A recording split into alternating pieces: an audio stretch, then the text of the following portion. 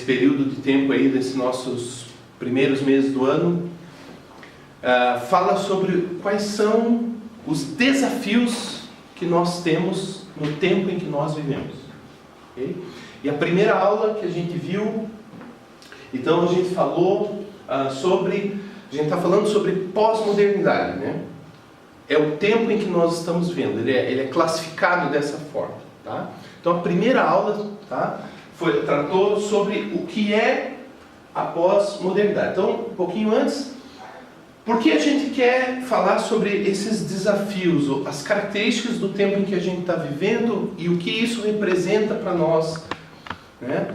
Não só em termos de desafios, mas como oportunidades. É para nós estarmos conscientes do que nos cerca, conscientes das ideias que correm, com as quais a gente lida todos os dias, com as quais a gente é às vezes confrontado, com o que nós batalhamos, mas também quais são as oportunidades que nós temos diante desse tempo, né?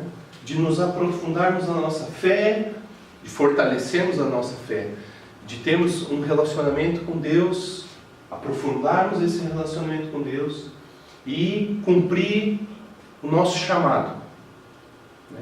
Que é sermos diferentes, para fazermos a diferença nesse mundo. Nós temos um propósito de vida, eu e você, né? Entre tantas outras coisas que a gente podia citar, mas um dos principais é que a gente seja sal e seja luz. A gente faça uma diferença. Então, a gente vai entender esse tempo para a gente ver como a gente pode viver isso da melhor forma, né? E ao que a gente deve estar atento, que desafios a gente enfrenta. Muito bem, então a aula 1, né, que foi a aula que o Felipe deu, você tem a oportunidade de ir lá no nosso canal do YouTube, tudo bem? E lá no nosso canal do YouTube, né, do Regenerados, tem não só esta aula, mas aulas anteriores dos outros temas. Então, não sei se você sabe, mas a gente tem as aulas gravadas e divulgadas, publicadas no YouTube, que você pode assistir, né, e revisar muita coisa. Então, nesse tema específico, aula 1, o Felipe deu e ele falou um pouco, né, ele trouxe uma explicação de um ponto de vista histórico, filosófico, conceitual, o que é essa tal de pós-modernidade. Até porque, talvez vocês nem tanto, mas eu me lembro que logo que eu me converti, um pouco tempo depois, e a revista, o material que a gente escolheu mais ou menos para ter uma base aí nesse período, né, da escola dominical, a pós-modernidade era um tema muito, muito em voga, né?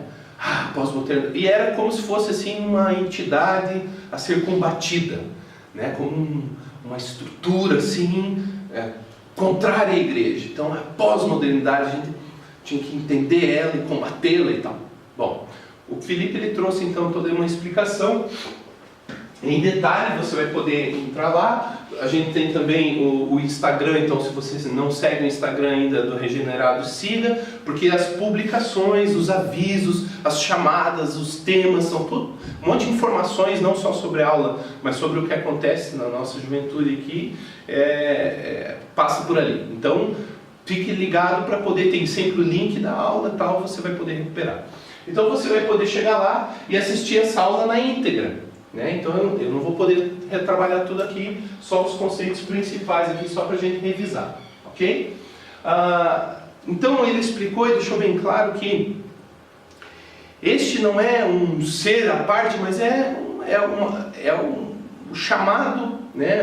É a classificação, se assim se pode dizer, apesar de que você tem características desse tempo que já estavam presentes na era moderna ou na era pré-moderna, ou em outros períodos, né? Então, na verdade, o objetivo aqui não é descrever a pós-modernidade e ficar contra-atacando a pós-modernidade, não é isso. Mas é a gente entender quais são as características desse tempo em que a gente está inserido. Porque essa é a nossa oportunidade de fazer a nossa história e fazer a história de Deus aqui. É o nosso tempo, é o tempo que Deus nos colocou. Não foi há 50, 60 anos atrás, nem vai ser no futuro, é o agora. Então a gente vai entender esse tempo e vai entender quais são os desafios que esse tempo traz. E vamos ver que muitos deles são exatamente os mesmos de sempre. Não mudam, não são novos. Na sua essência eles são os mesmos, né? Por isso as respostas serão as mesmas também, só que com outras características, com alguns potenciais, com algumas coisas diferentes, com uma abrangência diferente, com uma intensidade diferente, né, em relação a outros tempos, com uma evolução do pensamento ou um retorno de um pensamento. Eu sempre costumo dizer, a história ela é bastante cíclica, né? Tem coisas que são muito antigas já e elas vêm agora com uma roupagem nova, né? Falando de uma coisa bem banal, assim, né? Por exemplo, nós estamos em plena onda retrô, né? Então tudo é retrô, né? Coisas que eram lá dos anos 20, 30, 40, agora são, né, de design, por exemplo, são moda agora. Você vai numa loja de bicicleta, tem lá uma bicicleta que é o mesmo modelo, talvez, dos anos 30, né? Basicamente. Os carros, as motos, tudo está no onda retrô. Então é interessante como o ser humano, ele daqui a pouco ele volta, né? São coisas tão antigas e quando você vê, você pensa que a novidade do momento não é. Já há muitos séculos, às vezes até milênios, aquilo ali já existia, né? Mas quais são as características desse tempo que a gente está vendo agora? Então, o Felipe explicou bem a questão da pluralidade, né? Isso é uma marca, uma característica. A gente está sempre sendo... vamos dizer assim, apresentado a essa ideia, né, do plural, do diverso, né, em oposição àquilo que era uniforme. Então, são movimentos, né? Eu também gosto de dizer que a história é meio pendular, né? Ela vai para um lado, aí vai até lá um extremo, daqui a pouco ela vem para o outro lado, e aquele conceito, né, se foi para um lado, gerou uma ação, aí vem uma reação, e aí as coisas ficam, mas na verdade elas vão oscilando dessa forma, nada tão novo, nada tão velho. Tem um disco da Oficina G3 que diz assim, né? Nada tão novo, o nome do disco é Nada Tão Novo, Nada Tão Velho. Uma relativização, né? Se relativiza muito as coisas. Não, isso é assim para você, mas o outro pensa diferente. É uma marca do nosso tempo. Identidades móveis, né? Você vai ver lá na aula, se você for assistir, ele explica e dá uma série de exemplos sobre isso, que antes as coisas, né, buscava-se uma identidade muito clara das coisas, agora há uma fluidez. Isso a gente pode enxergar, por exemplo, até na questão do trânsito religioso. Eu tive a oportunidade de participar de uma palestra que falava muito disso, do trânsito religioso, como ele é forte o trânsito religioso no Brasil. As pessoas, pasmem você, elas são capazes de ir na segunda-feira numa religião A, na terça-feira elas participam de uma reunião do B, na quinta do C e no domingo ela vem na igreja D, ou no movimento D. Enfim, e elas transitam, até em movimentos bastante antagônicos, né, se você for pensar no seu fundamento. E isso é uma realidade cada vez mais presente. As pessoas, às vezes, não, tudo vai me fazer bem. Não tem problema, vou ali, aproveito um pouquinho do melhor de cada coisa, porque no final mal não vai fazer. É um pensamento bastante comum, né? E a gente vê uma característica fortíssima do nosso tempo, que é a questão da digitalização, a questão da globalização. O mundo, você vai ver que ele trabalha essa ideia, né, na aula. O mundo ficou pequeno, na verdade. Muito pequeno. Coisas que eram assim, o mundo era muito distante, dividido, as realidades hoje acontecem no Japão agora, em 2 segundos você está com aquilo publicado no teu celular, você tem acesso à informação do que está acontecendo quase que imediatamente em qualquer lugar do mundo, na palma da sua mão, né? Então isso dá toda uma dinâmica para a coisa, né? Bom dia. Né? Essa conectividade, então tudo isso vai trazendo para nós consequências na forma como a vida segue, como os pensamentos, as ideias correm, né? Muito bem, são características. E aí, por exemplo, uma das coisas que eu queria trazer, assim, que ele falou bastante, para desmistificar um pouco essa questão do pós-modernidade como algo a ser combatido, é sempre pensar, eu estou lutando pelo quê? Por algo que era bastante uma certa tradição, um tradicionalismo, ou estou lutando por um valor do reino de Deus? E aí eu dei o exemplo na semana passada, né, de que nós hoje, uma realidade do momento, você vem ao culto, né, nós podemos tanto ter uma Bíblia física na nossa mão, aqui uma mídia, vamos dizer assim, digital, né, onde as suas digitais vão ficar gravadas nela, ou você tem uma mídia verdadeiramente digital, que é, por exemplo, o teu celular. Ora, o texto é mais sagrado ou menos sagrado se ele estiver nessa mídia ou nessa aqui? Muda? É menos espiritual? Não. O texto continua o mesmo. E eu que sou um cara assim que sou bem desconectado, assim, não me ligo muito em tecnologia, nem em rede social, sou bem light assim. Mas eu uso muito o meu celular, com a Bíblia no meu celular, devocional, porque me é muito prático. Por exemplo, eu gosto de viajar de moto, antes eu carregava a minha Bíblia sempre comigo e tal, sempre era um espaço. De moto você quase não tem espaço nenhum. Então, você tem que caçar. Poxa, a Bíblia me resolveu a vida, o celular me resolveu a vida nesse sentido. Porque eu tenho minha Bíblia ali, eu faço minhas notas, eu tenho meus mapas, eu tenho minha máquina fotográfica, tudo num aparelho só. Olá, tudo bem? Hello! E aí, beleza? Tudo bom? Tudo bem. Bem-vindos. Então veja, é um instrumento. Mas eu falei na semana passada que já existem estudos, por exemplo, que mostram uma certa diferença na nossa capacidade de compreensão ou absorção de um texto quando eu estou lendo ele numa mídia física, né, no meio físico, ou quando eu estou lendo no meio eletrônico. Tem diferença, há pesquisa sobre isso.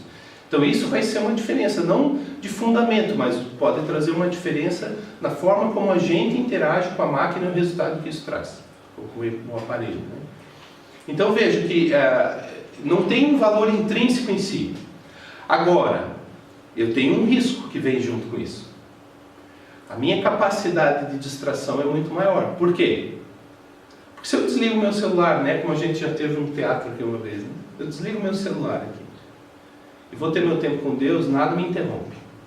Mas se eu estou com ele ali ligadinho, lendo a Bíblia ali e tal, e daqui a pouco, por ali, né?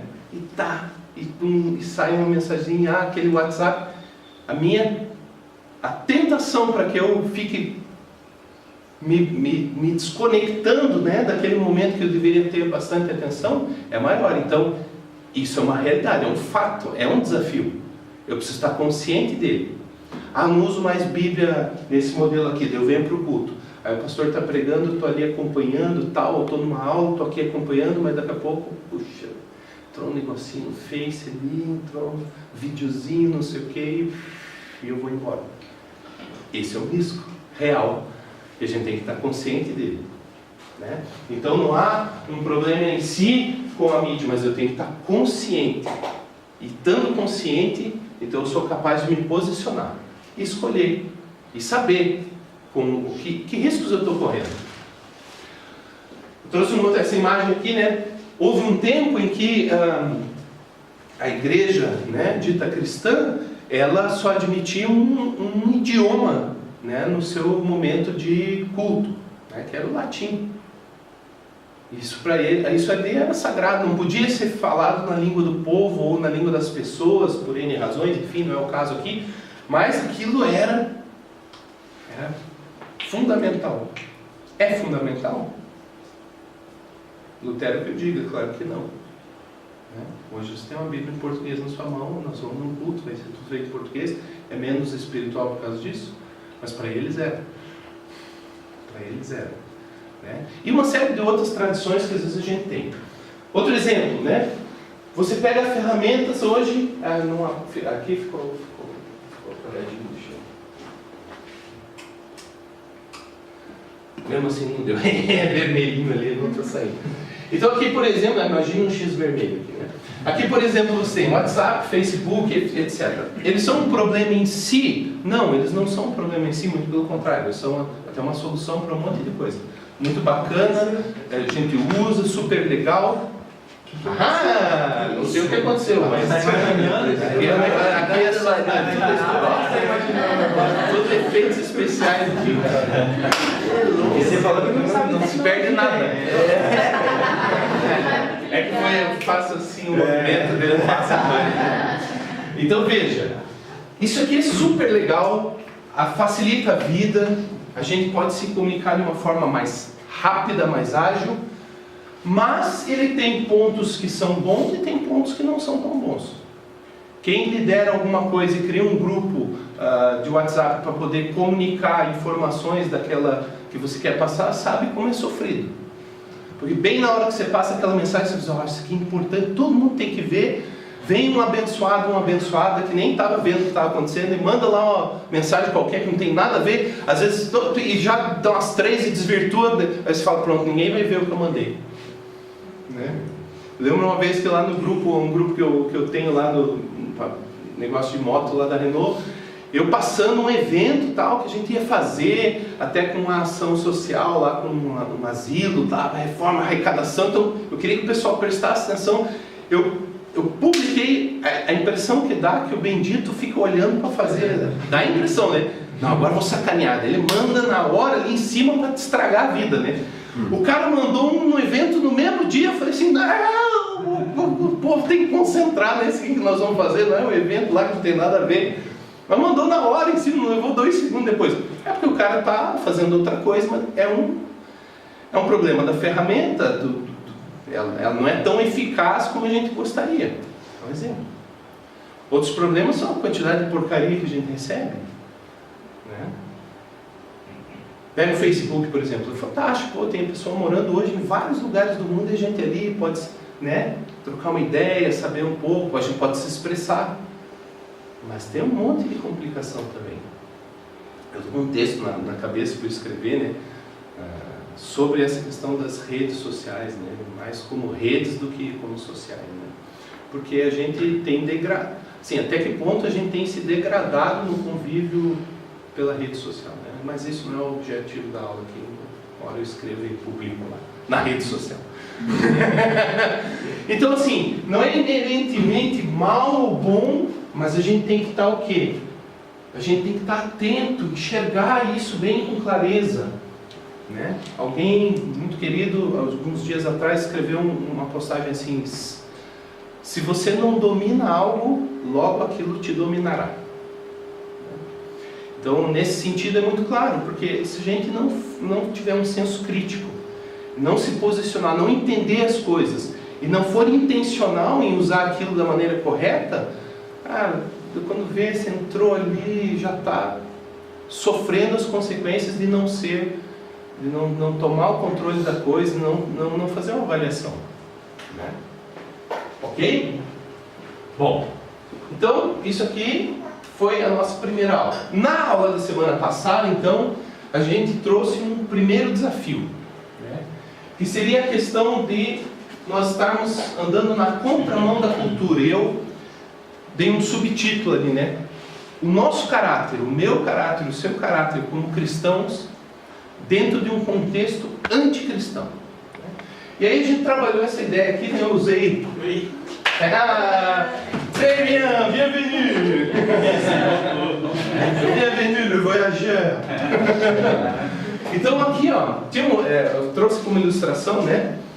Um filme lá da década de 90, 91. É um dos primeiros filmes assim, que lançaram essa atriz tão conhecida, Julia Roberts, né? Chamava-se Dormindo com o Inimigo. Né? Esse filme basicamente fala a história do seguinte: ela acaba casando com um cara, que era um cara super bem sucedido, bonitão, charmosão, né? Um cara, o partidão, vamos dizer assim, o cara perfeito, né? Tudo de bom. Só que não, porque depois de casar, então ela vai sofrer muito na mão desse cara, porque era um cara extremamente, ele se revela, né? Então, um cara extremamente violento, aí acabou o carinho, acabou, né, aquele trato suave, e se revelou verdadeiramente quem ele era, né? Um cara violento, ciumento, que a espancava, etc. E bom, daí tem todo o desenrolar da história. Você pode procurar assistir um filme já bem antigo, vamos dizer aí, né? Já perante os 30 anos já, né, de divulgação, de lançamento, mas é um filme bastante interessante, principalmente para quem gosta de um suspense. Ok? Bom, isso aqui era mais uma ilustração só para a gente tentar entender que desafio é esse que eu e você como cristãos enfrentamos. Será que a gente tem realmente um contexto anticristão? E aí, pegando o gancho da aula do Felipe, né, isso não é nada novo. isso não é nada de agora, não é um problema, pós-modernidade é anticristão. Na verdade, o mundo é anticristão desde sempre, o antibíblico, o anti-Deus desde sempre. Por quê? Aí a gente começou, então, a gente viu o que acontece, né, como o nosso grande inimigo, como Satanás, né, a antiga serpente, né, falada lá em Apocalipse, né, aquela interação que ele teve ali, preparando ali a queda do homem, como ele, o que ele lança para o homem e para a mulher naquele contexto. Então a gente viu isso aqui bem no detalhe, né, mas o resumo aqui é o seguinte: Deus dá uma palavra a Adão, Deus fala algo a Adão, né? E Satanás vem então para contradizer aquilo que o Senhor havia dito. Então ele distorce aquela palavra, ele lança um peso sobre, poxa, mas quer dizer que vocês não podem comer de nada, né? Talvez a gente pudesse até imaginar assim um pouco mais, né, o cenário todo. Talvez a conversa tenha sido até, né, tenta imaginar só para efeito de ilustração, né, uma conversa um pouco mais longa. Nossa, que lugar, que maravilha, né? Como o paraíso é maravilhoso, olha essas árvores, olha esses frutos. Quase que ele diz, pena que vocês não podem comer de nada, né? Não é assim que Deus disse, vocês não podem tocar em nada, que, puxa vida, tudo tão bom. Mas não é assim. A gente pode comer tudo aqui livremente, mas daquela árvore ali, ó, do meio do jardim, aquela Deus disse que a gente não deve comer. E até nem tocar, né? A Eva até vai um pouco mais longe, nem vamos tocar, porque certamente morreremos. Deus disse lá em Gênesis 2, 16, 17, o dia vocês certamente morrerão. E aí vem Satanás e diz, então, com certeza não morrereis. Então aqui é para ilustrar, né, e para embasar o fato de que esse nosso inimigo, né, Satanás, ele sempre vai se posicionar e vai nos tentar, vai nos motivar a ir contra a palavra de Deus, contra aquilo que Deus disse. Não é bem assim. Não, imagina, não é assim. Isso não é verdade, né? E aí, essa distorção, esse peso que ele trouxe, se transformou em mentira clara e levou então a humanidade a uma rebelião, a desobediência, a se retirar de fora de uma sujeição, de uma submissão de Deus como o seu Criador, aquele a quem eles deviam glória, deviam obediência, honra, e dizer, não, agora nós seremos como Deus. Eu vi que, eu estava lendo um livro, e nele falava assim que quando Eva pecou primeiro que Adão, né, ele teria a opção de não seguir o caminho dela, só que ele achou que por Deus ter criado Eva, Deus poderia não criar outra companheira para ele e acabou pecando junto. Sentido assim. Vamos dizer assim, uma visão da pessoa ali que ele escreveu, né? É uma visão que ela escreveu. O fato é que Adão peca, Eva peca, Adão peca de forma bem consciente contra aquela palavra, e aí está feito. Né? E aí está feito. A gente poderia trabalhar esse ponto assim, tentar entender um pouco mais o detalhe, não dá tempo de fazer isso agora, né? Entrar bem nesse detalhe, a gente falou um pouco mais disso na aula passada. Aqui é só para a gente revisar mesmo, mas o fato é que eles se colocam em rebelião, em rebeldia. É assim que a Bíblia diz, né? Eles se tornam inimigos, eles desobedecem, e aí eles vão colher toda a consequência, porque ele trabalhou com eles o desejo daquilo dá para eles entender, o desejo sobre aquilo que Deus diz, não faça. Vocês têm tudo. Isso aqui, não. Então ele promove o desejo sobre aquilo ali, descaracteriza Deus aos olhos deles, dizendo assim, Deus, na verdade, sabe que se vocês comerem, vocês vão deixar de ficar embaixo deles como inferiores, como criaturas. Vocês serão como Ele. Vocês serão como Deus, conhecendo o bem e o mal. Vocês terão o mesmo nível dele de entendimento e compreensão das coisas. E aí eles veem então que aquilo é agradável, desejável, bom para dar entendimento, e vão lá e comem. Então, o que entra aqui é um princípio, né, vamos dizer aqui também, de idolatria, ou seja, Deus é tirado do seu lugar e alguma coisa ocupa esse lugar. No caso ali, eles mesmos. E a gente vê que Satanás leva o ser humano a cair no mesmo pecado dele, né? Que é, eu não quero dar glória para Deus, eu quero a glória para mim. Por que eu preciso dar glória para Deus? Olha quem eu sou. Por que eu não posso ser adorado? Por que eu não posso receber louvor? Por quê? Eu serei tão grande quanto ele. E aqui o ser humano vai pelo mesmo caminho. Não, se liberte. Se liberte dessas amarras. Se liberte dessa opressão. Se liberte desses laços. Se liberte da ignorância. E seja alguém mais elevado, mais iluminado. E aí eles então aceitam essa oferta e desobedecem. E a palavra que Deus disse, então ela se cumpre, porque ele diz, certamente morrerão. E a partir dali, então o homem ele vai experimentar a morte nas diferentes esferas da vida dele. Ele agora está expulso do jardim. Ele vai ter um relacionamento com Deus que é, vamos dizer assim, totalmente complicado. Ele é cortado, ele é limitado, ele sai daquela posição dele de comunhão eterna com Deus, ali, de comunhão íntima com Deus. É preciso ali já que animais sejam mortos para que eles sejam vestidos com peles, porque eles quiseram ali cobrir-se com folhas. E Deus troca, isso é um tema interessante também para poder trabalhar, mas eles foram lá, pegaram folhas de figueira, então vou aqui me cobrir porque eu estou nu. Quando antes a Bíblia diz claramente, no último versículo ali de Gênesis 2, andavam nus e não se envergonhavam. A primeira coisa que eles fizeram quando acontece isso aqui é que eles percebem que estão nus, se cobrem e vão então se esconder quando Deus fala. E eles se escondem de Deus. Eles dizem, não, nós somos nus, não podemos estar na tua presença. Vai da intimidade para a formalidade. Né?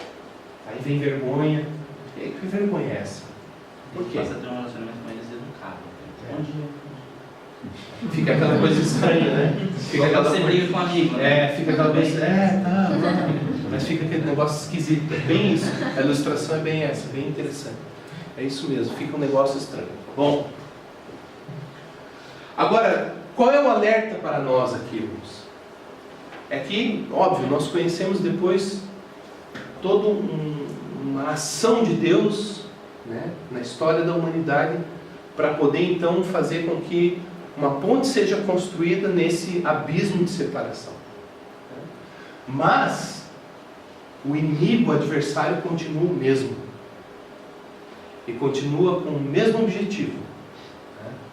Ele nos odeia, ele quer a nossa destruição e ele quer sempre afrontar a Deus e quer receber para ele a glória que é devida só a Deus. Então, 1 Pedro 5,8, ela fala justamente, um alerta de Pedro diz assim, olha, o diabo, o vosso adversário, anda em vosso derredor como um leão, procurando a quem possa tragar. Essa palavra não foi dada para pessoas que estão aí, o ser humano natural, que não conhece a Deus, que não anda no caminho, que nunca recebeu o Espírito Santo. Não, é uma palavra para cristãos. Então é um alerta para nós, né, de que nós temos um adversário e que esse adversário tem um objetivo. Se nós não ficarmos atentos a isso, ele vai sempre nos querer levar à mesma queda, ou à mesma rebeldia, ou a dizer, não é bem assim.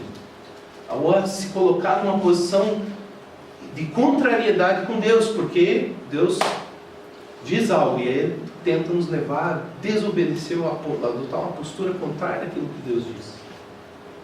Aí a Bíblia é bem clara, ela diz, os vossos pecados fazem separação de vós e Deus. Agora, nós como cristãos, não vai ser mais uma separação, pequei, já estou separado de Deus. Não é mais esse tipo posicional de estar fora de Deus e estar dentro, mas macula o relacionamento. É igual, se eu posso fazer uma ilustração ainda com seus limites, né? Mas é que nem a gente com os nossos filhos. Nós amamos aquele filho, mas às vezes aquele relacionamento se complica tanto pelas escolhas que o filho traz, que pode macular aquele relacionamento, né? E pode causar uma distância, por N razões. Porque o coração dos pais, ele fica entristecido, ele fica ferido, né? Quando ele é afrontado por um filho, né? em desobediência, quando na verdade você está dando para ele o caminho. Não é só mais uma questão de gerações, do que eu acho, mas agora é diferente, são fundamentos. Não tem a ver com aparência, com coisas banais, tem a ver com fundamentos. E quando um filho erra num fundamento, o coração dos pais, ele se preocupa muito, ele dói, né? Muito bem.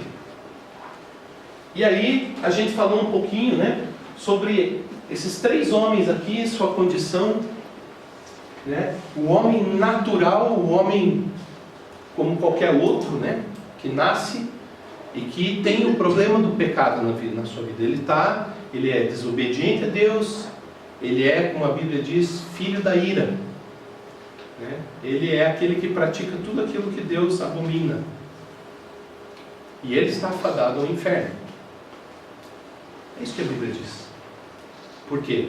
Porque ele desobedeceu e porque ele fere a glória eterna de Deus, ele fere a santidade de Deus. Então ele se posiciona contra Deus. Então Deus preparou uma punição como justiça.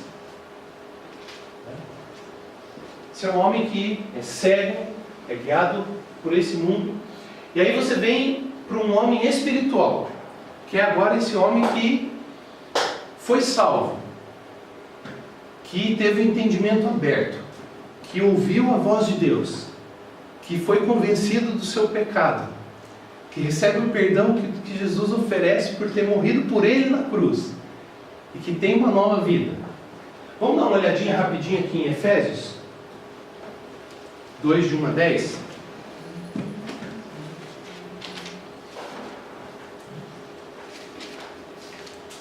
Efésios 2, de 1 a 10. Eu vou ler aqui para a gente agilizar um pouco, para a gente poder entrar no tema de hoje, mas você acompanha aí. Veja lá, versículo 1: Ele vos deu vida. Ora, Paulo está falando com cristãos aqui, né? Com os cristãos dessa igreja da cidade de Éfeso. E ele diz: Ele vos deu vida. Ora, se foi dado vida para eles, é porque eles antes não tinham. Eles não tinham vida. Quem não tem vida está morto. Ele vos deu vida, estando vós mortos nas vossas transgressões e pecados. Essa é a condição do homem natural. Estávamos mortos, nos quais andastes no passado, no caminho deste mundo. Olha, qual é o caminho desse mundo, irmãos, que está falando aqui? É um caminho de transgressões e pecados. Segundo o príncipe do poderio do ar. Quem é esse? Quem é esse? Quem é esse? Vamos lá? Nos quais, estando vós mortos nas vossas transgressões e pecados, nos quais andastes no passado, no caminho deste mundo, segundo o príncipe do poderio do ar, do espírito que agora age nos filhos da desobediência. Quem é esse, irmãos? Satanás. Fica tranquilo. Entre os quais todos nós também antes andávamos, seguindo os desejos carnais, fazendo a vontade da carne e da mente, e éramos por natureza filhos da ira, assim como os demais. Mas Deus, que é rico em misericórdia, compaixão, que se importou com essa humanidade, pelo imenso amor com que nos amou, estando nós ainda mortos em nossos pecados, deu-nos vida juntamente com Cristo, e nos ressuscitou juntamente com Ele, e com Ele nos fez assentar nas regiões celestiais em Cristo Jesus. Glória a Deus. Esse é o nosso lugar agora. Onde nós estávamos? Onde está o homem natural? Morto. Andando segundo o curso desse mundo, segundo as mentiras da antiga serpente, fazendo tudo que é contrário à vontade de Deus, andando em oposição à vida. E nos ressuscitou juntamente com Ele. Então nós morremos, nós estávamos mortos, mas Cristo morreu. Por que Cristo morreu?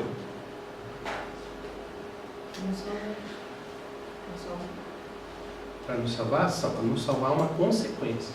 Por que Cristo morreu? Mas está certo, parcialmente certo, mas tem um complemento que a gente vai fazer. Por que Cristo morreu?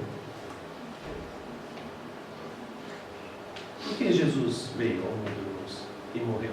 Por causa do pecado. Olha, o que ele fez?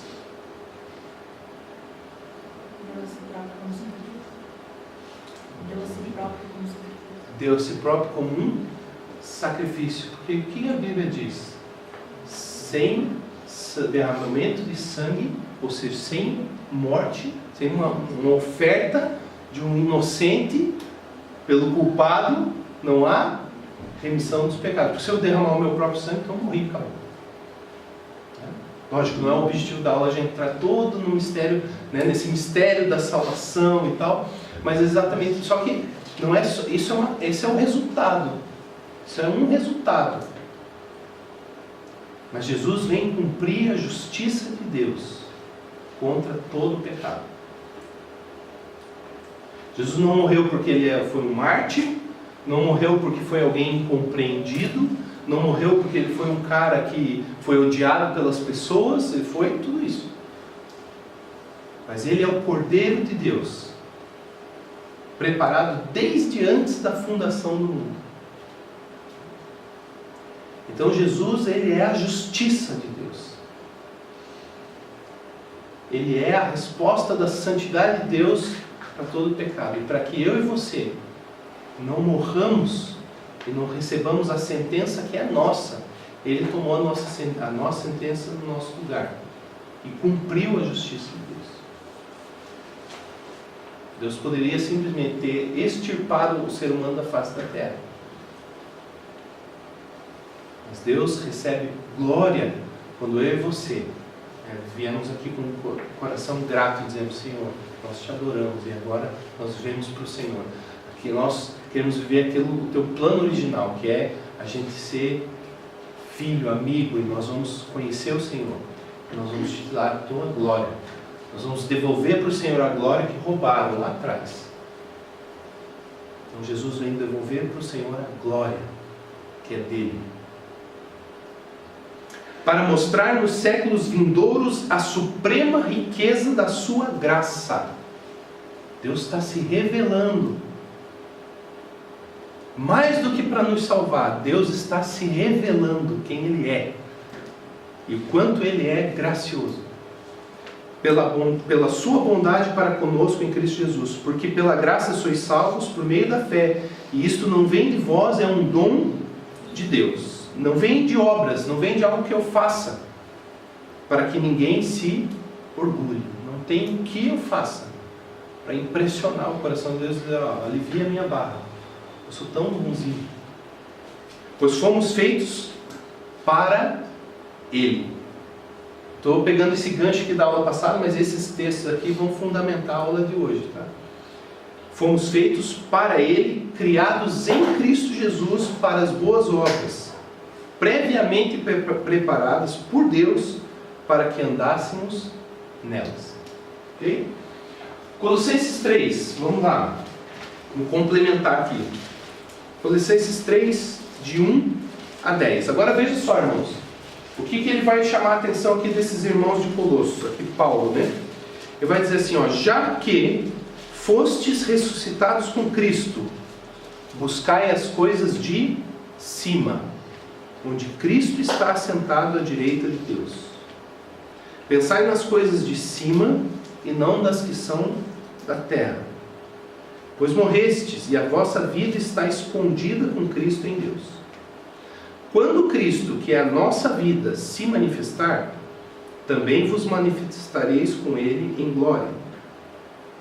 Portanto, eliminai vossas inclinações carnais. Então veja, irmãos, aqui Paulo vai trazer uma advertência para aqueles irmãos. Olha, nós temos nova vida. Tem coisas que nós fazíamos no passado. Tem coisas que esse mundo faz e que não são para mim nem para você. Se nós queremos andar na nova vida, se realmente nós estamos lá, sentados com Cristo, se nós queremos andar com Deus, se nós queremos andar na presença desse Deus Santo, então tem coisas que nós precisamos abandonar. Prostituição, impureza, paixão, desejo mau e avareza, que é a idolatria. É por causa dessas coisas que o que vem? A ira de Deus sobrevém sobre os desobedientes. Interessante, né, irmãos? Eu falei aqui na semana passada, o Lucas estava aí também. E depois nós vamos retomar esse tema na aula de hoje, mas eu quero pontuar isso de novo, né? Duas coisas. A primeira, não importa o quanto eu ou você conhecemos de Deus, ou achamos que conhecemos de Deus, ou dizemos a respeito dele. Não importa a visão que eu ou você tenhamos dele. Não importa nem se nós acreditamos nele ou não. Isso foi algo que Deus colocou no meu coração para compartilhar na noite de Natal lá na minha família. Assim, cada um aqui pensa coisas diferentes a respeito de Jesus, acredita de uma forma, concorda, discorda, mas isso não muda absolutamente em nada a essência e a verdade de quem Ele é. Jesus é. O que nós precisamos é encontrar Ele e a verdade de quem Ele tem, a revelação de quem Ele é de verdade. Isso que nós precisamos, todos nós, mais e mais. Por isso Paulo, ele ora, né, pelos irmãos, de uma das cartas dele ali, e ele vai falar assim, isso fugiu agora qual carta exatamente, se alguém souber me ajuda, que ele vai dizer assim: eu oro para que vocês conheçam o amor de Cristo, a profundidade, a altura, a largura, o comprimento do amor de Cristo. Conheçam Ele de verdade. E ele está falando com irmãos. Então, nós temos uma caminhada em conhecer a Deus de fato como Ele é. Isso é a primeira coisa. A segunda coisa é a seguinte: eu tenho menos medo de uma mentira descarada do que de uma meia-verdade. Porque a mentira descarada eu consigo identificar ela com não muita dificuldade. Mas uma meia-verdade pode me seduzir e pode me trazer consequências. Então, nós precisamos conhecer o Deus da Bíblia no seu todo. E muitas pessoas hoje gostam do Deus de amor, mas preferem apagar esse Deus irado. Esse Deus que se ira, esse Deus que castiga, que condena. Eu não compreendo assim. Mas é como uma moeda. Uma moeda, ela tem valor se ela tiver os seus dois lados, ou uma cédula. Ela tem que ser verdadeira e de ambos os lados. Ela não pode ser, eu pegar uma cédula, está em branco de um lado e ela pode estar perfeita do outro, ela não vai ter valor nenhum. Então nós precisamos conhecer a Deus, o Deus inteiro revelado na Escritura, inteiro. Um Deus que não compactua com o pecado. E que já fez, porque Ele gritou: está consumado. Está consumado. A obra dele já foi completa. E agora Ele vai nos ensinar, né? O Espírito Santo está aqui nos ensinando, nos revelando, nos trazendo essa verdade dessa obra completa de Cristo Jesus, que vai se completar ainda mais quando Ele vier, né, e voltar e estabelecer o reino eterno de Deus sobre todos os joelhos se dobrarem diante dele. Vamos lá. Versículo 7. Nelas também andastes no passado, quando ainda vivies nessas coisas. Mas agora livrai-vos de tudo isso: raiva, ódio, maldade, difamação, palavras indecentes do falar. Não mintam uns aos outros, pois já vos despistes do velho homem com suas ações. Então já existe uma velha forma de ser, que é claramente condenada por Deus e na qual a gente não pode viver mais. Não é essa a vida que Deus tem para nós. Ok? Muito bem.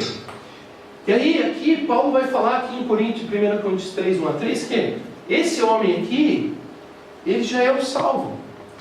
Mas se ele não tomar cuidado, ele se torna um homem carnal. Paulo fala lá, eu não pude falar com vocês, né, meus irmãos, como a espirituais, senão como a carnais, porque eles estavam vivendo um problema lá de divisão, de disputa. Fala assim, isso não é por acaso coisa de criança? Né? Coisa de gente imatura?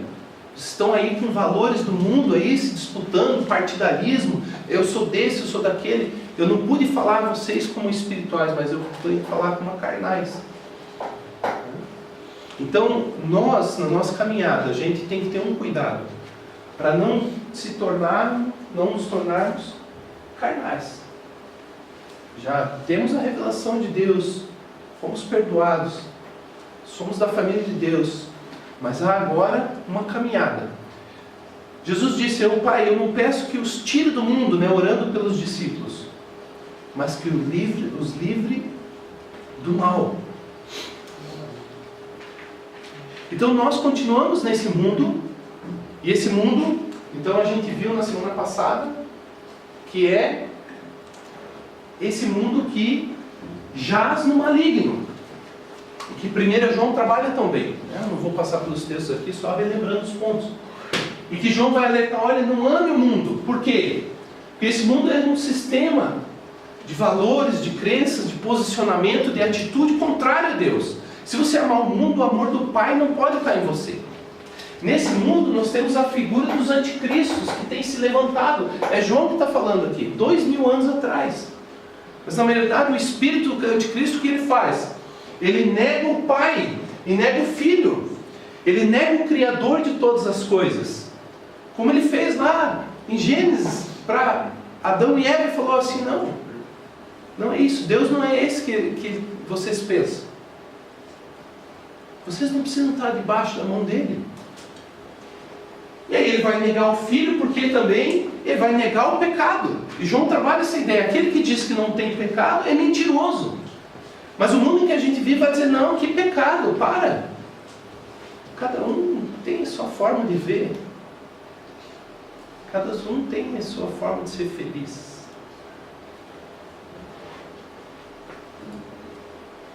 João vai falar, não, vocês têm conhecido a verdade, nós sabemos que somos de Deus e que o mundo jaz no maligno. Mas esse mundo está sempre aqui, ao nosso redor, dizendo, ei, vem para cá. Ei, não é bem assim. Não exagere. Cara, isso aí já foi. Esse papo de vocês é do passado. Como vocês podem ser? São tão tacanhos, tão retrógrados de pensar dessa forma. O mundo evoluiu. Então a gente tem a revelação de Jesus, o verdadeiro Deus e a vida eterna. A gente falou disso aqui com mais propriedade. Então o desafio da aula passada era: tome posição. Precisamos ter coragem de nos posicionarmos. E o Felipe na primeira aula ele falou bem, olha, como que a gente enfrenta, entre aspas, a pós-modernidade, né? A gente não enfrenta a pós-modernidade da mesma forma como a gente sempre enfrentou todas as eras. Se posicionando como cristão. Se posicionando em Deus. Obedecendo. Assumindo a nossa posição. Né? E aí o exemplo, né? Fica, por exemplo, aqui com José. Eu gosto muito da história de José. Né? Super conhecida e tem tantas lições. Mas quando ele se posiciona aqui em relação à mulher de Potifar, ele tem uma fala dele que é fantástica para ela. Que ele diz assim, olha, e eu faço um paralelo lá com Gênesis. Olha a prova que ele sofre. Ela vem tentando ele, não, venha, tal, querendo, né, se relacionar com ele intimamente. Desejando a ele. E ele está ali colocado na casa do camarada lá, um cara importantíssimo lá dentro do Egito, uma nação importantíssima. Ele está como chefe da casa do cara, o grande mordomo, o administrador. E ele fala para ela assim, olha, eu tenho direito a tudo aqui. O meu senhor, né, o Potifar, ele me colocou sobre todo o comando de todas as coisas, eu tenho acesso a tudo. Ele nem toma conta, eu que tomo. A única coisa que ele me vedou foi você, porque é a esposa dele. Como eu pecaria assim, né? Como eu trairia a confiança dele, como eu pecaria contra Deus? Então ele olha a proposta, ele olha tudo que ele tem, mas ela queria dar o foco naquilo que ele não tinha, naquilo que ele poderia estar perdendo. E uma vez eu fiz, assim, meditando nesse texto, eu pensei o seguinte, sabe? Ele poderia ter escolhido ter um caso com ela e ninguém ficar sabendo, entre aspas. Ele desfrutaria da mesma posição, entre aspas. Ele curtiria aquela companhia, tal, entre aspas, tudo bem. Talvez Deus nem, a gente pensa, meu Deus, ia cair um raio na cabeça dele ali e tal, ia acontecer algo ruim. Sabe o que é pior? É quando não acontece. E ele ficasse ali, diz, de boa. Né? Às vezes, irmãos, passa tempo na nossa vida e nada acontece. Como consequência ou como um castigo imediato daquilo que a gente está fazendo errado. E a gente começa a curtir aquele pecado ali e vai dando vazão, e vai dando lado, e vai... E não, eu estou aqui, estou bem. Mas ele escolhe dizer não, e se posiciona. O que acontece com ele? Ele é posto numa situação de mentira, né? Porque um dia ela agarra ele lá quando não tinha ninguém na casa, e ele larga a roupa dele, né? O manto dele ali, a veste dele, sai fora, sai correndo. Ela então guarda aquilo ali e arma uma situação. Você coloca no lugar dele. Ele escolheu obedecer a Deus. Certo? Escolheu fazer o que era certo. O que se cria em torno dele? Uma calúnia. Você já foi caluniado alguma vez? Pense. Se você ainda não foi, é muito ruim. Porque você sabe que não fez aquilo. Né? O que não é aquilo. E alguém está te difamando, ou está mentindo contra você, armando uma situação. Então o que acontece? Como consequência de obedecer a Deus, ele é caluniado, em seguida ele é preso. Interessante que ele é livre de ser morto, porque a primeira coisa que eu penso ali é o seguinte, o cara era escravo, né? Mesmo que tivesse uma posição, o Potifar veio mexer com a minha mulher, mandou matar. O cara era um hebreu, o cara não era nem egípcio. Não era ninguém, certo? Por que ele não mandou matar? Mas ele vai preso. E aí eu lembro que eu estava até pregando sobre esse tema, eu falei assim, veja, ele escolhe o certo, mas a consequência imediata é ruim. Ele vai para a cadeia. Só que lá na cadeia ele começa a ser abençoado ali, mas ele está preso. Não era um lugar agradável. As pessoas que estavam ali não eram agradáveis necessariamente. Numa cadeia nunca é um lugar agradável. Então, por obedecer a Deus, a consequência imediata do ponto de vista puramente humano foi ruim. Mas o final foi maravilhoso. E cumpriu um propósito. E Deus foi glorificado naquela nação. Mas ele pagou um preço por ser fiel. Ele pagou um preço por tomar posição. Os amigos de Daniel lá, quando eles se negam, né, em Daniel capítulo 3, quando eles se negam a adorar a estátua feita por Nabucodonosor, ele então diz assim, não, quem não adorar vai morrer, pena de morte, vai ser destruído na fornalha. E eles então se posicionam, eles dizem, não vou adorar, porque eles sabem, eles têm a palavra, Deus disse, não terás outros deuses, não se prostrará diante de imagem nenhuma. Eu não posso fazer isso. E aí eles dizem assim, olha, saiba que o meu Deus vai nos livrar da tua mão. Mas se ele não livrar, nós vamos entrar, mas nós não vamos pecar. Nós vamos pagar. Porque pior do que essa fornalha é eu me rebelar contra o meu Deus e eu desobedecer o meu Deus. Então, pode tocar fogo aí que nós vamos lá.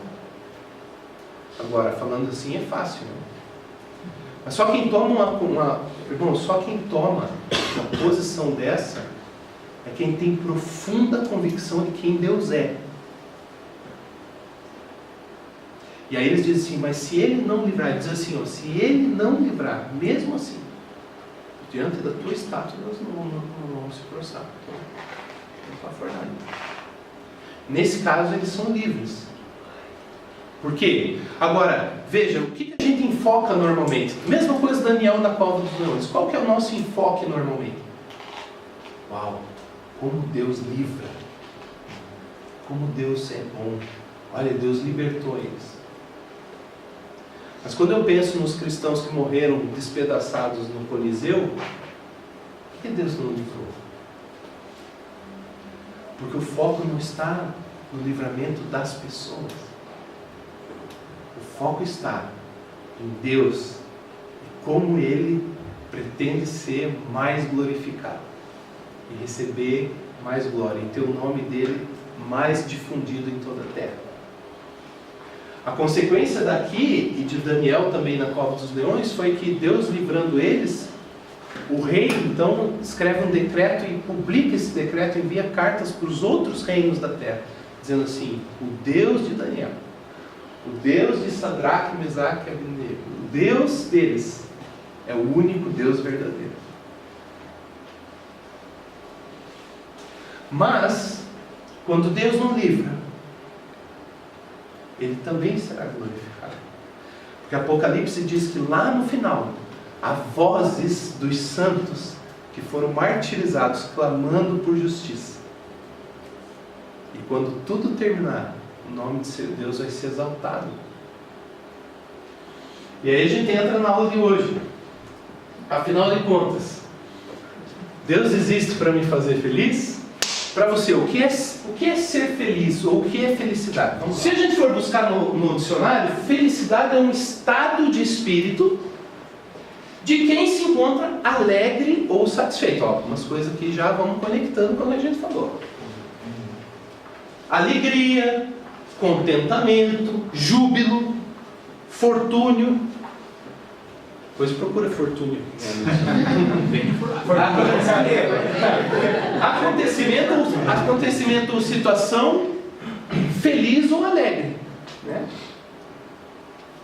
Sorte, sucesso, ventura ou boa ventura, né? Então veja aqui que tem várias coisas que a gente falou que dá para ir conectando com o que a gente colocou aqui, certo? Olha, feliz é aquele favorecido pela boa sorte. Bem-aventurado, ditoso, venturado, afortunado. Isso são as definições, né? Bem disposto, faceiro. Faceiro, né? Jubiloso, que tem felicidade interior. Esse é o feliz. Satisfeito com uma boa obra realizada. Ó, que legal. Ou por um desejo atendido. Alegre, animado, contente, abençoado, bendito, que goza da graça ou da proteção de Deus. Então, para a vida, feliz, mansa, boa, está alegre. Quando as coisas vão bem, eu fico feliz, me sinto feliz. Quando eu me sinto bem, quando eu consigo algo que eu desejo, eu quero muito, aí eu fico feliz, comprei, eu queria tanto, né? Quando eu estou com meus amigos, com a minha família, com meus irmãos aqui, estou aqui na igreja, estou bem, estou feliz, estou com vocês, estou feliz. Faço aquela viagem tão sonhada, puxa, estou lá viajando, aquela viagem, estou feliz. Estou na igreja, gosto tanto dessa igreja, estou bem aqui. Sou promovido, que beleza, fico feliz, poxa, promoção, o chefe deu um joinha, deu um like lá em 2,3% de aumento de salário. Né? Fui aprovado aquela vaga que eu queria, passei naquele concurso. Afinal, eu não estou triste. Estou feliz quando eu não estou triste. Não estou passando problema. Quando eu não estou doente. Quando eu não estou estressado. quando as coisas estão andando do jeito que eu quero. Eu estou feliz.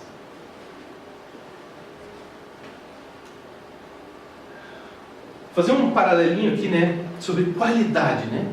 Uma pequena ilustração. O que é qualidade, né? Então, eu trouxe duas definições bem simples, né? Ora, eu que trabalho numa indústria, né? Quando é que eu faço um produto de qualidade? Bom, primeiro, quando eu produzo ele conforme. Conforme é o que? Eu tenho um padrão, né? Eu defino um padrão, eu faço dentro daquele padrão, ele está conforme. Então, ele tem qualidade, porque ele atende a um padrão. Mas do ponto de vista do cliente, qualidade é quando as expectativas desse cliente são atendidas. Tem que estar bom, bonito e barato. Por exemplo, se a expectativa for bom, bonito e barato, e ele está bom, bonito e barato, tudo bem. Né? Cada cliente tem um desejo, né, sobre algo. Então você cria uma expectativa, você sai de casa, né, imaginando que vai ser aquele filme tal. Você entra na sala do cinema com seu baldão de pipoca e assiste o filme. Se você não gostar por alguma razão, achar ele, você esperava uma coisa e ele é outra, né? Você esperava algo mais de ação e ele é meio paradão, ou você esperava algo mais realista e ele é muito viagem, muito fria, né? Como diz, o herói é, meu Deus, nem Deus aguenta com ele, porque ele é tão herói que ele é. Então você fala assim, né? Você sai frustrado. Né? Quando não atende a tua expectativa, então você experimenta você não está feliz com aquele produto. Né? Um cliente satisfeito, um cliente feliz é aquele que tem a sua expectativa atendida, certo? Bom, isso é muito natural nosso da vida. Ninguém vai ficar triste quando foi, assim, sei lá, fez a viagem dos sonhos e era tudo triste. Não, você está alegre, né? É natural. Agora vamos lá. A grande pergunta é: Deus existe para me fazer feliz? Eu achei aquela frase ali, achei bem ilustrativa, né? Do pensamento, né? Voltando, lembra? Estamos compreendendo o mundo em que a gente vive e como esse mundo pensa. E não podemos esquecer que o mundo jaz no maligno. Por isso ele vai fazer essa advertência: não ame o mundo, que o mundo e suas paixões passam. Né? Não importa qual caminho você escolhe, o que importa é que faça você feliz. E aí agora eu pego o teu gancho lá, né? A questão é que nós temos, por tudo que a gente viu das aulas anteriores, né? Nós temos uma tendência, ou nós somos chamados a colocar o foco em nós mesmos. A felicidade, né? A gente vê que ela é um sentimento, eu quero estar bem. Ela está muito associada a bem-estar, a se sentir-se bem, a ter prazer, a estar contente, a ter os meus desejos atendidos, certo? É uma realidade que a gente experimenta naturalmente em nós e que o mundo vai trabalhar muito isso, né? Ler e debater sobre isso, nós estamos vivendo um momento, isso é bem marcante do nosso tempo, de mercantilização da fé e sacralização do mercado. Vou repetir. Procure ler sobre isso. Mercantilização da fé. Eu mercadeio a fé e os assuntos da fé. Okay? Eu vendo a fé como um produto. Isso entra a parte da consultoria, essas coisas todas. É um exemplo. Eu vou transformar a fé em algo como um produto e que eu estabeleço estratégias de comunicação, publicidade, marketing e metas claras. Eu transformo a igreja numa empresa e aí eu tenho uma estratégia e vou atingir um público-alvo e vou dar uma resposta para que esse público-alvo daquilo que ele espera. Estou muito fora da realidade no meu discurso ou não? Você vai encontrar isso muito. Tá? Em contrapartida, você vai ver a estratégia de mercado das empresas e elas sacralizam, elas dão aquilo que é supra-humano ou aquilo que é metafísico, né? Estou falando meio difícil, mas vocês logo vocês vão chegar lá nessas palavras interessantes assim na própria escola.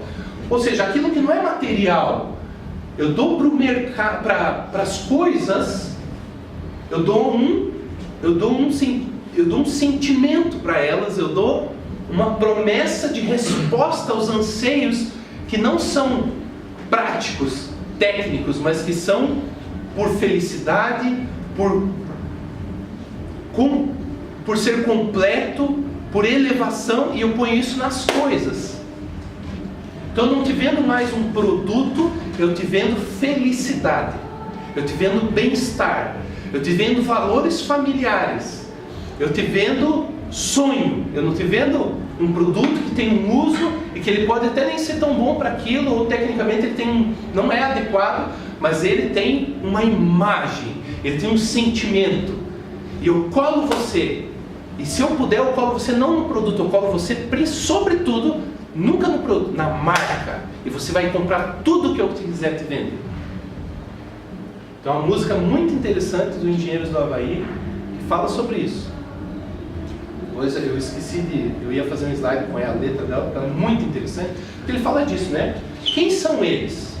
Quem eles pensam que são? E ele fala sobre a manipulação da nossa mente. Eu vou trazer elas numa próxima oportunidade, é muito interessante. Se você puder procurar até na internet, tem, veja a letra, muito interessante. Qual é o nome da música? Mas põe quem são eles, Engenheiros do Havaí, você vai chegar. Não vai estar nos gospel, vai estar nos não gospel. Eu não sei. O que vale é a ideia. Esse eu sabia. É que Engenheiros não é uma banda tão conhecida assim já agora, né? Pra minha época, sim, né? Pra vocês são mais novos. 20 anos, né? Ah, tá bom. Então já... Não, tô tranquilo. É mais velho.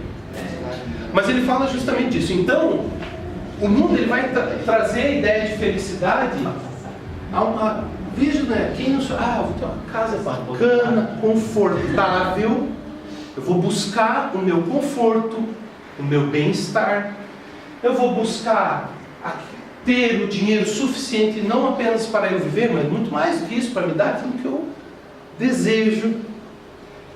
Eu quero sempre estar num lugar super agradável, vivo o meu ano só com um objetivo na frente, férias. Alguém escreveu que as férias são o Deus desse século. Férias. Adoradas, idolatradas férias.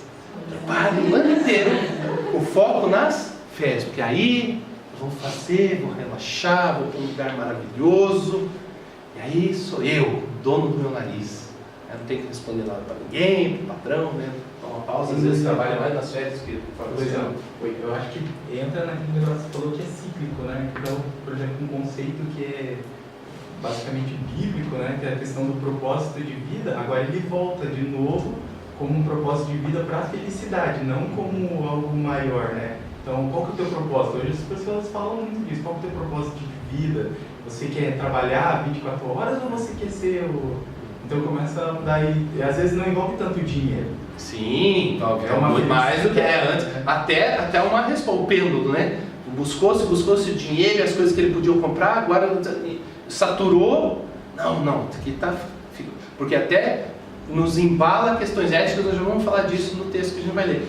Já começa a colocar, e a gente sabe, a Bíblia diz, o amor ao dinheiro, né? E tudo que ele proporciona é a raiz de todos os males. Então a ganância e tal vai dar um monte de B.O. Perfeito, aí vem para o outro lado, agora não, tem que ter um outro sentido, eu não posso, até as empresas, eu tenho que ter uma responsabilidade com a sociedade, não posso só gastar dinheiro, então agora eu vou fazer algo mais humano, mais aceitável, mais compartilhado, né? Então realmente há um pêndulo de valores, né? Perfeito, muito boa a tua colocação. Eu quero ter a minha aparência, né? Eu me sinto bem, eu estou feliz, eu tenho uma aparência a cuidar, a cultivar, uma imagem, né? Vamos ver rapidinho Tiago 4. Tiago 4, de 1 a 7. Essas coisas são as coisas com as quais nós nos defrontamos por causa da nossa própria carne, dos desejos que ela tem, por causa do sistema e das tentações que vêm contra nós, por causa do sistema desse mundo que é dominado por esses valores que são anti-Deus, ou anti os princípios de Deus. Ok? E aí essa cobiça, se nós damos vazão a ela, a gente fica o quê? Egocêntrico. Egocêntrico. E aí vem guerras, vem invejas, vem ciúmes.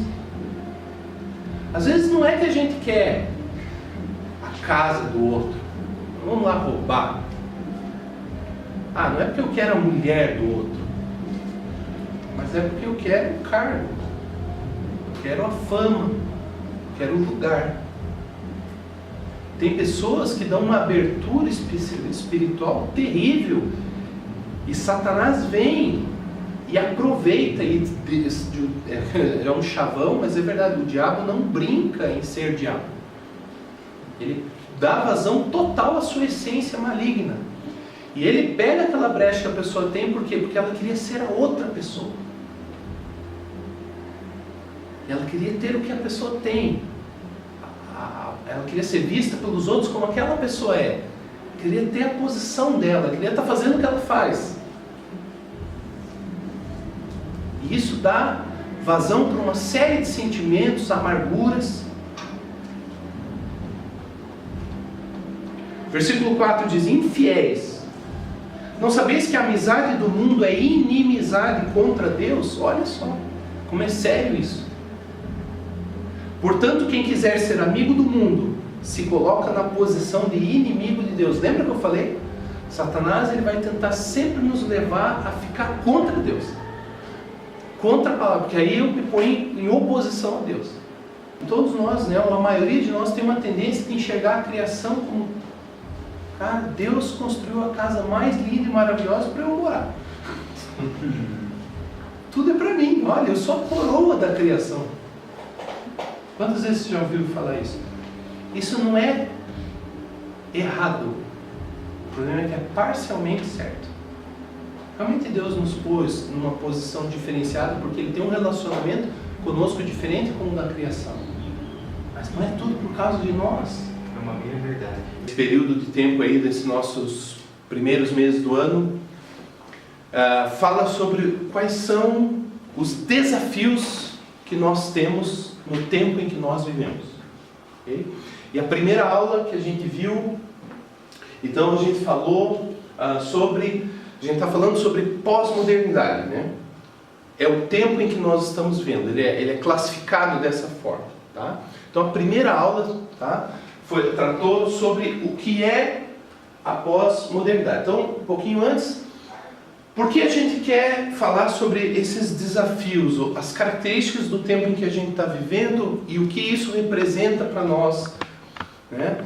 Não só em termos de desafios, mas como oportunidades. É para nós estarmos conscientes do que nos cerca, conscientes das ideias que correm, com as quais a gente lida todos os dias, com as quais a gente é às vezes confrontado, com o que nós batalhamos, mas também quais são as oportunidades que nós temos diante desse tempo, né?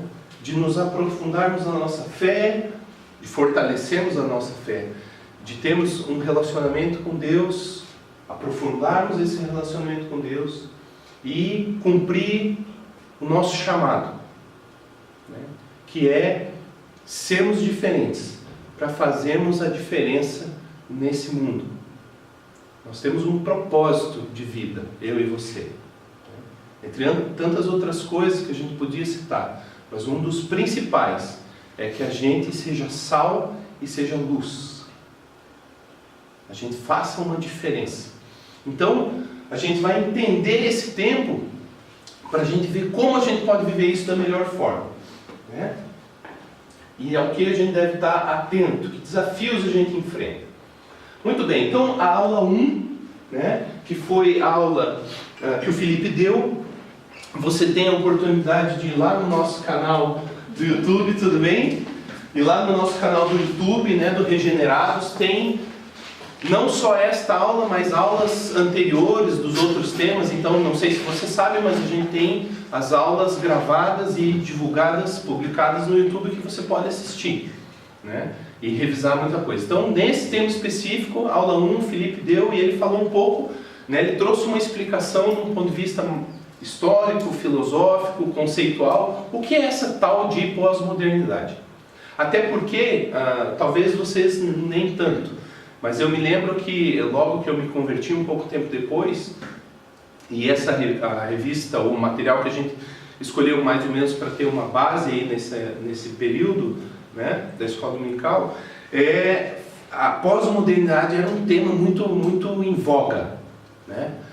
Pós-modernidade. E era como se fosse assim uma entidade a ser combatida, né, como uma estrutura assim, contrária à igreja. Então, a pós-modernidade, a gente tinha que entender ela e combatê-la e tal.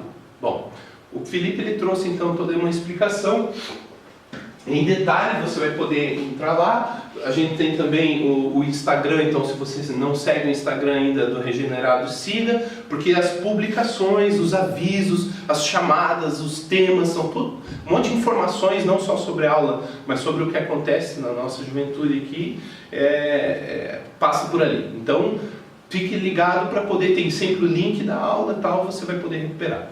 Então você vai poder chegar lá e assistir essa aula na íntegra, né? Então eu não vou poder retrabalhar tudo aqui, só os conceitos principais aqui, só para a gente revisar, ok? Então ele explicou e deixou bem claro que este não é um ser à parte, mas o chamado, né?